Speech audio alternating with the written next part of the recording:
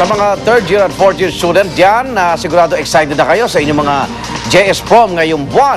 Pero mahigpit na bili ng DepEd sa mga public school, gawing simple at kung maaari, iwasan ang koleksyon sa JS Prom. Ang report ni JP Soriano una sa saksi.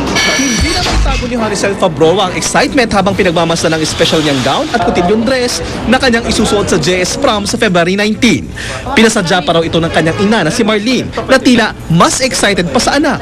Gusto ko lang kasi ma-experience niya yung hindi ko na-experience dati kasi hindi ako nakaranas ng ganun. Gusto ko lang ma-enjoy yung last year na magkakasama kami ng kakaklase.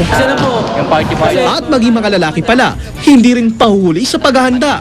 Si Angelo at Carlo, planado na ang magiging forma. Coat and tie, tas naka-black pants and black shoes. Okay na yun. Siyempre, maayos ka ng buhok na. Siyempre, kailangan magpopogi. Magpapasit lang ako ng tamang lang. Outfit lang ng pang-oto ko, paminta-paminta.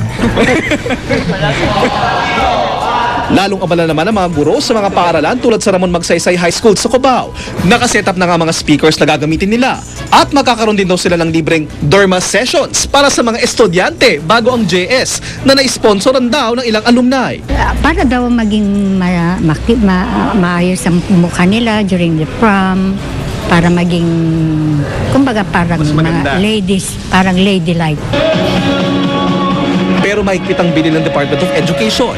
Kahit daw gaano ka-espesyal ang JS Prom sa buhay ng isang high school student, hindi raw ito dapat maging magastos at wala dapat sapilitang koleksyon. Kahit anong activity, whether this is for graduation, whether this is for junior, senior prom, or whatever school closing activity there is, ang ating hinihingi, lalo na sa public schools, gawin natin itong simple. No? At lalong-lalo na, yung collection, hindi natin pinapayagan. Kaya naman ang Ramon Magsaysay High School, tiniyak na wala raw sapilitan sa bayaran at paaprubahan pa raw sa mismong Parent-Teacher Association. Ako si JP Soriano, ang inyong saksi. Pakinggan, alam niyo bang pinanganak sa Year of the Rabbit ang mga paborito niyong kapuso star na sina Carmina Villaruel at Jeneline Mercado? Ang iba naman nating kababayan na isinilang sa Year of the Rabbit, bibili raw ng Lucky Charm para lalong swertehin. E ano naman kaya ang masasabi dyan ng Simbahang Katoliko? Saksi si Micaela Papa. Hindi lang sa showbiz bidang-bida ang mga kapuso nating sina Jeneline Mercado at Carmina Villaruel. Bida rin sila sa Chinese calendar ngayong taon dahil sila ay mga ipinanganak sa Year of the Rabbit. Si Carmina 1975 ipinanganak, habang si Jeneline 1987 naman. Pero bida man, ayon sa feng shui expert na si Madam Suzette, may mga dapat pag-ingatan sina Jen at Mina. Ang disaster star ay naandun sa kanilang direction, which is eats. Si Jeneline, very weak ang kanyang health ngayong year na to.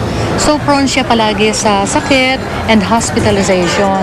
And prone din siya sa mga court cases. Si Carmina, yung nakikita ko, lucky pa rin siya when it comes sa career. But ang ingatan niya is yung knockout. Ang love life niya okay. And this year is a good year for wedding. Isinilang din sa Year of the Rabbit si Maru. At pandagdag daw sa effort niya sa trabaho para ma-promote, heto ang kanyang plano. Sama ko yung mga kaibigan ko, bibili kami ng mga Lucky Charm. Talaga nga naman tuwing sasapit ang Chinese New Year, sari-saring pampaswerte at pantaboy ng malas ang patok. Hindi lang sa mga Chino, kundi pati na rin sa mga Pilipino. Bagamat walang problema ang Simbahang Katoliko sa mga ganitong kultural na paniniwala, paalala pa rin nila. Bukod sa sariling sikap ay huwag kalimutan ang pananampalataya.